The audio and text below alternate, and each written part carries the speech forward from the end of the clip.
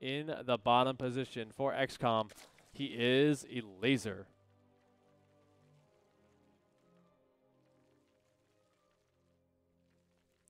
And his opponent down in here. This is Björn.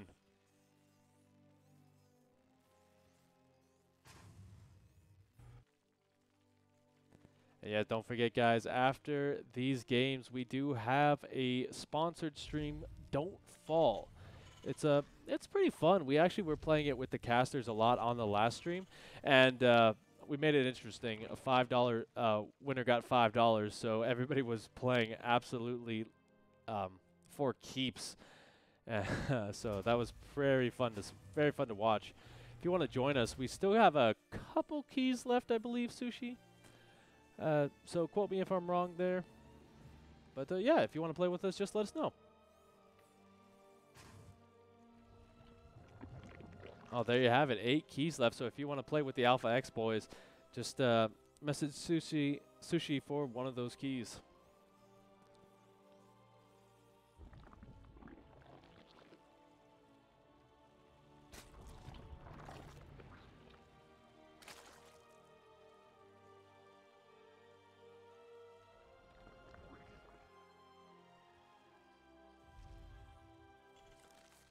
Nothing too interesting about this early game.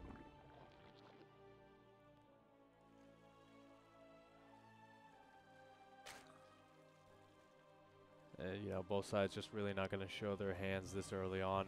It's not really wise to do so.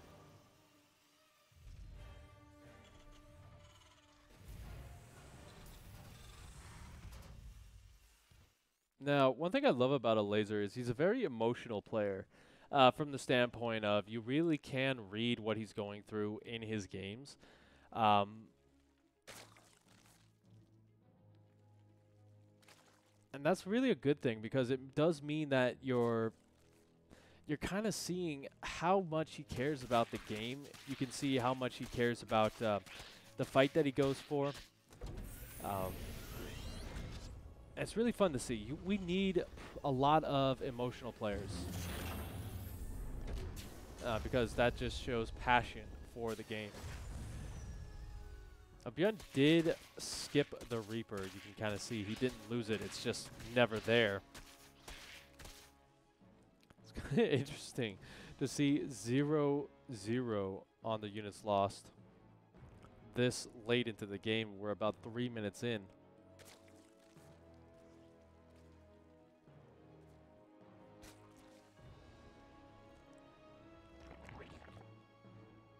You guys saw it live. Who was casting this one? Because I was, I think we were in a different series at the time.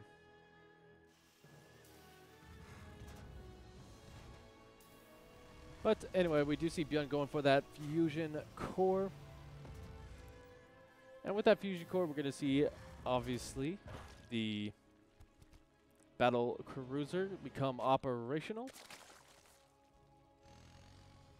And I mean, from here, Björn's not a mech player.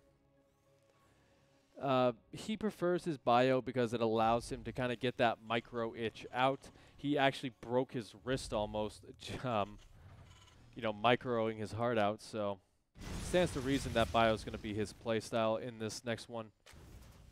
Yeah, even going to add on a Banshee. So going to try and get some damage done with that. Never mind, he cancels it.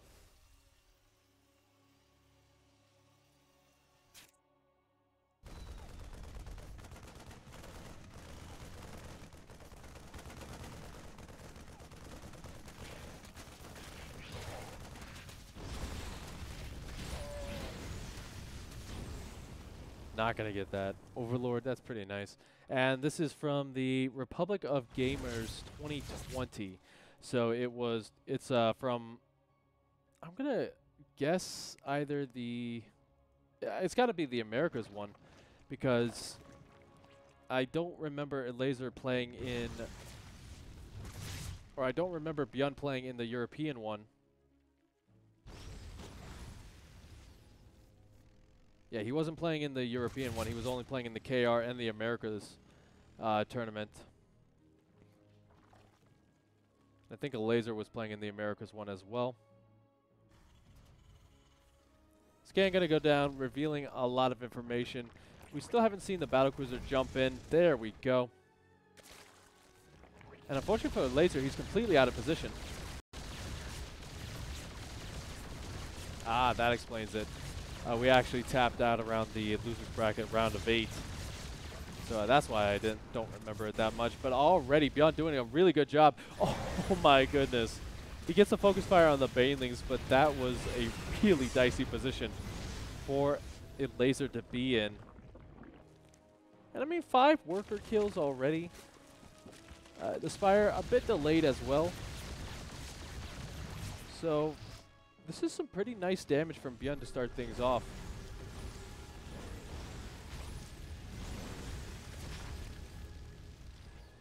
Ah, thank you, Sushi.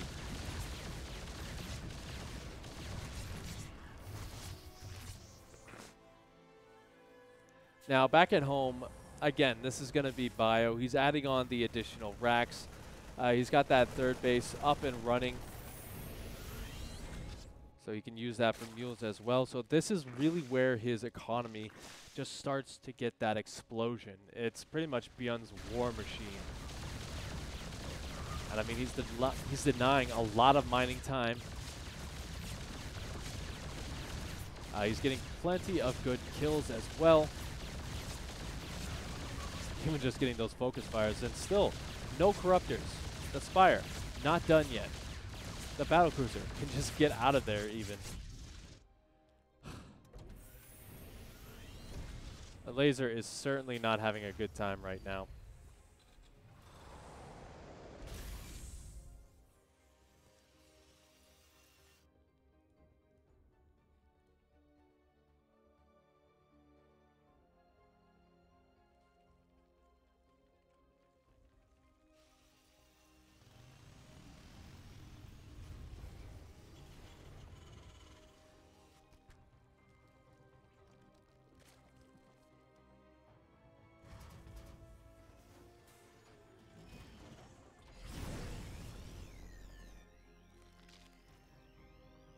Laser going to be going up to that 5th base as well. And now he's got his upgrades coming up. Beyond going to go for a very committed attack right now, trying to get some damage in before Laser kind of gets to that explosive 70 to 80 worker count. Yeah, here we go. Will there be enough Banelings? Obviously, the Hellbat's going to come forward, trying to soak some up. Beyond doesn't really need to micro there at all, but still going to get some good connections. There is a Laser. Battlecruiser as well, just going absolutely crazy as the Mulas start to pop out. And I mean, from here, Beyond's done enough. He still hasn't really taken down any of the drones, but at this point, it doesn't really matter for him, as he's got this big, fancy parade push coming across. TVZ is really his matchup in this situation. Hold on, I gotta sneeze.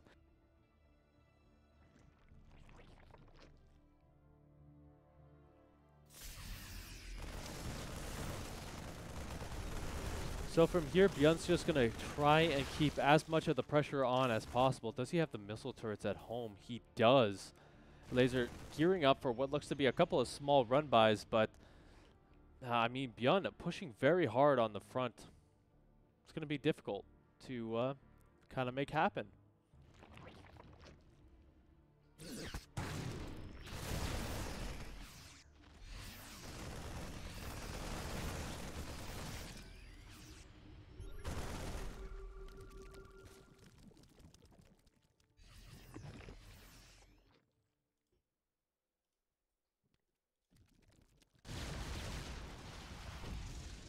Battlecruiser's still going to get some damage done on those Mulisks as well before backing on out.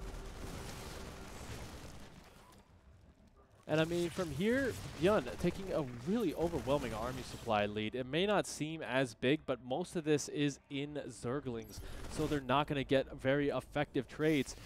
And you know what? He's paying attention over here as well. The reinforcement's going to be enough to clean that up. the push still moving forward. And I mean, this is... that is not enough at Laser. He's trying to pull a sneaky move there, reminiscent of Scarlet versus Bomber, but you do need 2 of those Banelings to get everything done. One of mine's in the front, going to get a couple of good, decent connections, just kind of keeping this push alive.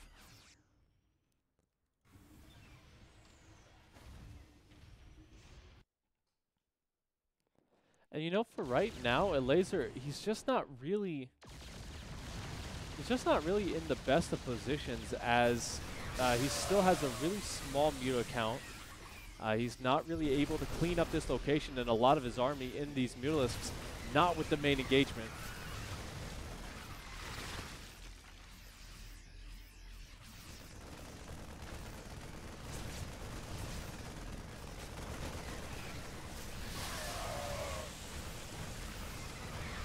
Here we go, Laser going to dive run on top. There's some decent Baneling connections, going to clean this up, and Bjorn on the retreat, but not for very long, as his secondary army is just now stepping on the creep.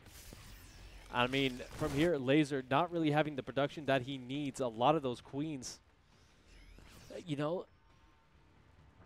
Okay, never mind. He is getting those larva injects. I thought a lot of those queens were on the front. But looking at it, Bjorn once again... completely maxed out. He's got those meals in the back. He's taking his 4th and his 5th very soon. And there's just not really a high enough Muta count to deal with this, as the Thor's getting some juicy shots off.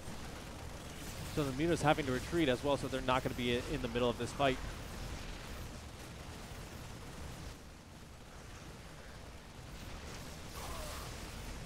Really a question of when a Laser is going to jump on this.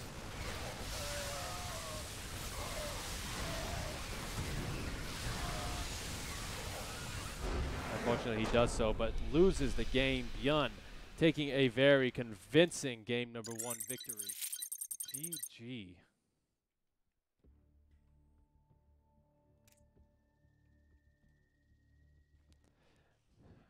I gotta say, Bjorn is one of those players that you always have to root for.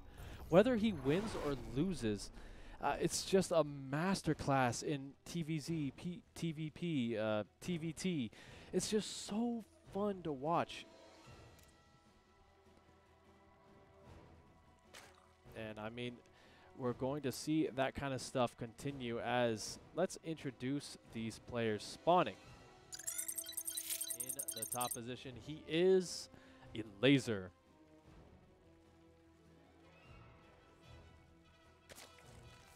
And his opponent down here at the bottom, he is Bjorn.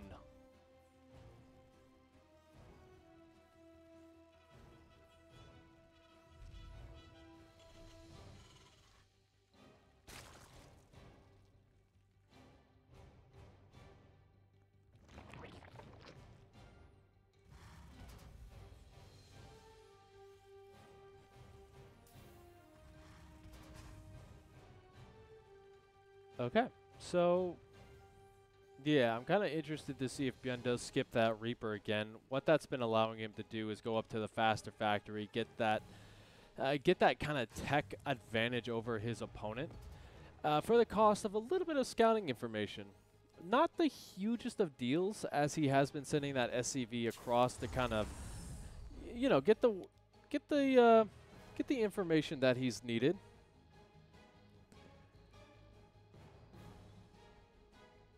But, you know, this is still kind of one of those situations where the Reaper is still pretty nice. And there you go. He is going to be going for it. So everything is right in the world. Standard stuff. Not really too much to say about this early game.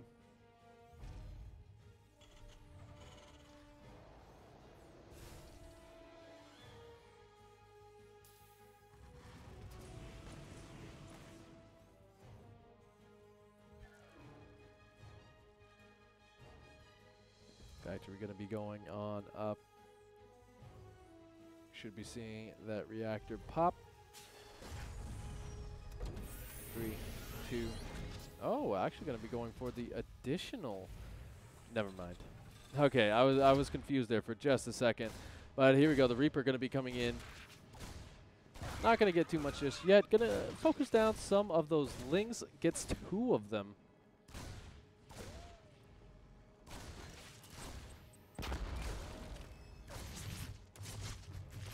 But eventually we'll have to get out of there as a Laser going to be going for a sneaky creep tumor in the back.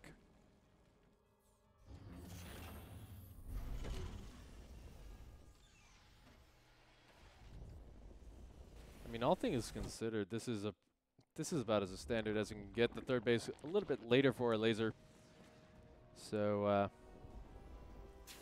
not gonna be as big of a deal for him right now. Byun, though, still hasn't gone up to that 3rd CC. Sometimes we have seen him kind of do that, and the fact that he's hoarding up a little bit of minerals kind of tells me that he might be throwing that down pretty soon, as he does like getting up to that 3 base economy as well as playing it out in the early game. Those are kind of the 2 positions where he just feels most at home and most comfortable.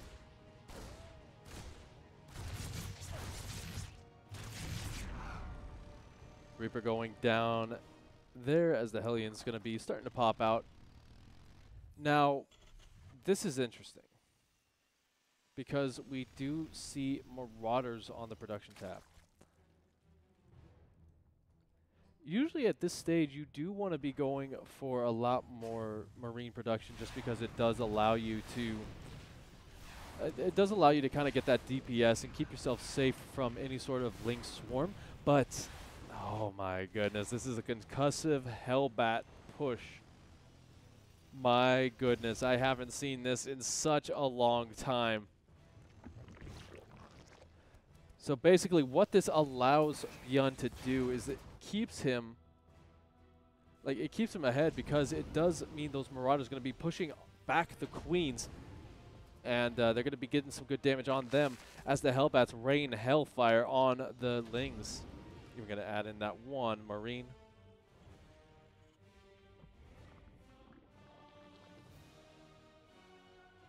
But now it comes down to whether Laser has any read on this so far. It doesn't look like it, just because he's still continuing to drone up. And the Queen's out of position a little bit. Small run by here, going to do what it can. But the Queen's completely segmented away from this army. He's going to have to pop out those Banelings relatively soon if he wants to survive.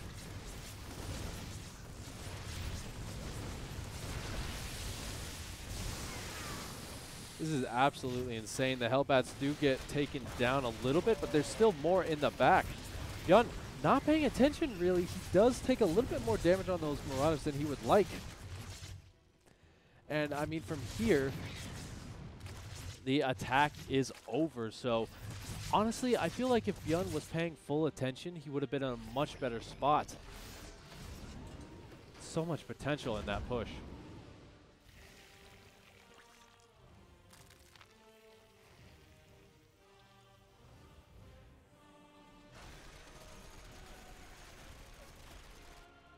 But we do have a bit of a 3-pronger here. The Viking going to go straight for the 4th base. The Hellions landing in the main, and the Liberator at the natural as well.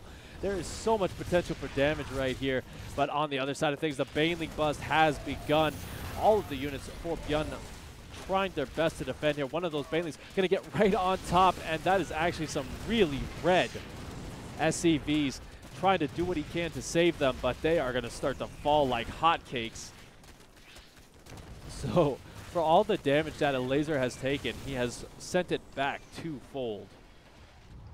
Almost completely 2-fold there.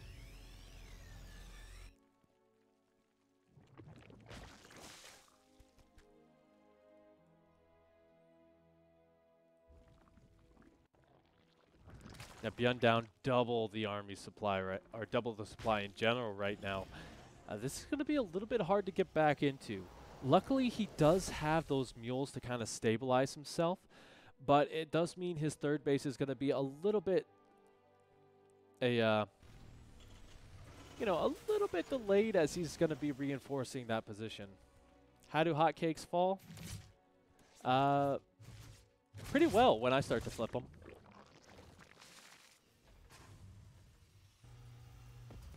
Like, if you've ever seen those McDonald's commercials or just any commercial in general that's featuring pancakes and you just see that big slam, that's how they fall. Well, funnily enough, the way that they do those commercials is they have this big mechanical arm that just slams them down at very high speed, and they slow it down based off that. So, yes, they do fall very, very fast.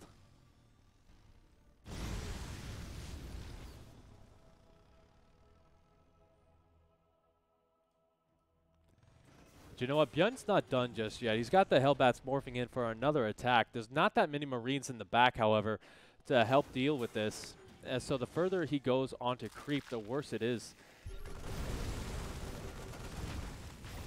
He does have stim. Okay, that is a saving grace, but on the back is just going for a very, very big counterattack here. The Baneys in the front going to be soaking up by the Hellions.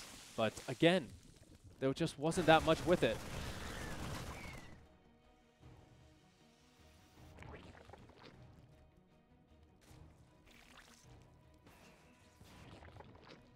Now behind this, Laser just really powering his way forward. Bjorn never really been above 100 supply for the last couple of minutes.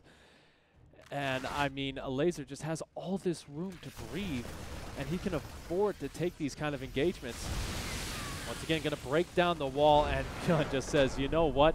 I'm not even going to let you finish that statement. GG is called.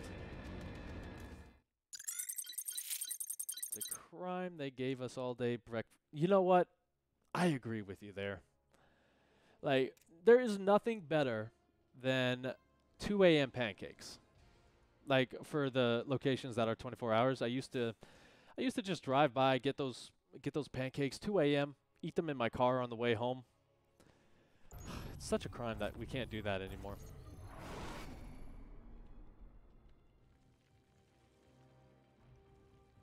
But you know what? That last game, speaking of crime, was a steal. And it was by this guy up here in the top position.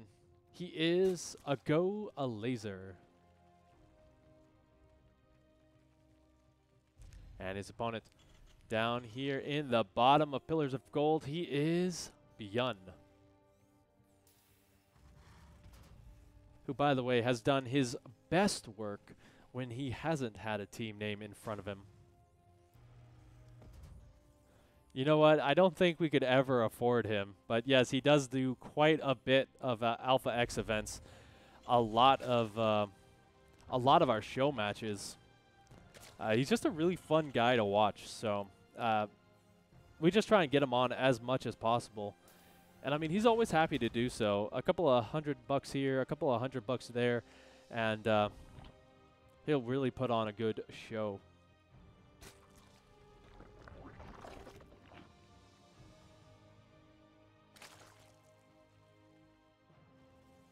You know what, Sushi? If I win the lottery, then I am going to have you pay Bjorn's salary, and I'm just going to give you the money for it. So you better hope that I got the winning numbers sometime soon.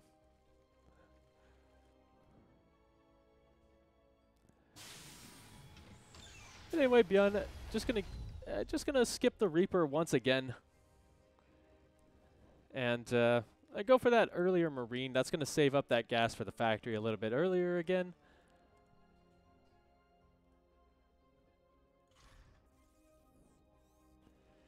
And yeah, really standard early game. Oh, certainly. Contracts are very varied based off player. Obviously, the more events you win, the higher salary you can kind of eck out. And it kind of depends from game to game as well. I do know that Overwatch players do have some stipends in theirs, like always having a business class seat, stuff like that. But for StarCraft 2, it's mostly going to be monetary, I assume. And, you know, a Laser. He's going for the Roach Warren early on. So this is scary for him because normally I would be worried for the Terran player since again, Bjorn hasn't really scouted. But this is Pillars of Gold, and this is Bjorn.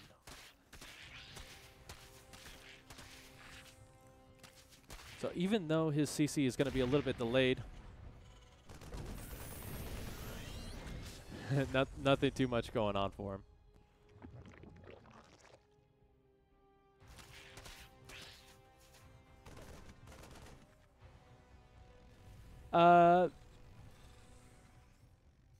Numbers for their contracts? No, not really. I do know that Innovation has a pretty lucrative, or has had pretty lucrative contracts back in the heyday. And obviously when Kespo was going around, those teams had some pretty good stipends to keep their players up. But I don't really have any of the actual numbers for players.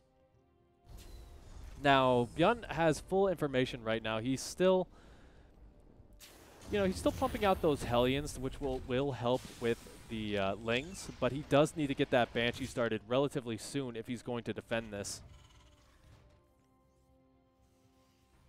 Bunker on the main bane is a good start as well. The Ravagers, though, are in position.